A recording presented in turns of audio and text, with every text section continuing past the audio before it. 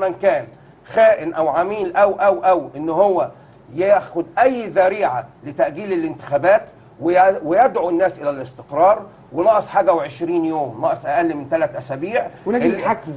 وبعد كده لما يجي رئيس جمهوريه اللي عنده بلاغ يقدمه لرئيس الجمهوريه الجديد اللي هو جاي بتاعهم ويتحاكم، وجاي بقى بتاعهم مش بتاعهم. طبعا كل ده انا شايفه الحقيقه حقد على مؤسسه محترمه الجميع يتمنى النيل منها. وهنا الحقيقه اللي كل واحد بيبقى عايز يبقى ثوري يسب في القوات المسلحه. ما فيش دوله في العالم اهينت القوات المسلحه بتاعتها الا في مصر. وانا هختم كلامي بحاجه ثاني، اختم كلامي بحاجه عشان تتعلمها الاستاذه رشا. لكل مهنه في الوجود شرف يختص بذوات القائمين عليها، الا مهنه الجنديه لانها شرف عام هو شرف الوطن.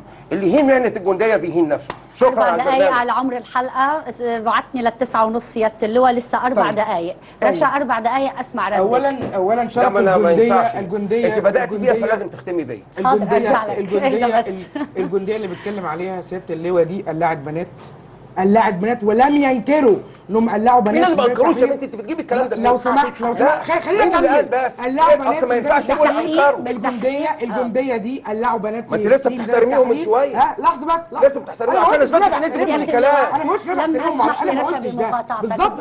انا قلعوا بنات في التحرير، كشفوا على عذريه سميره و17 مش خد براءه الولد ولا لا؟ بالقضاء العسكري اللي هو بتاعهم. يعني في حد في الكون يروح يقول للجلاد يا جلاد في واحده من ال17 واحده معاها شهدت معاها؟ انت دبحتني. ما انا بسالك اهو مين البنات شهدوا معاها؟ ما في طلبت شهاده واحده من ال17. مفيش واحده جت بعد ما دمرتوا البنات ما تقوليش كلام على عوائله يا بنتي، ما تقوليش كلام على عوائله.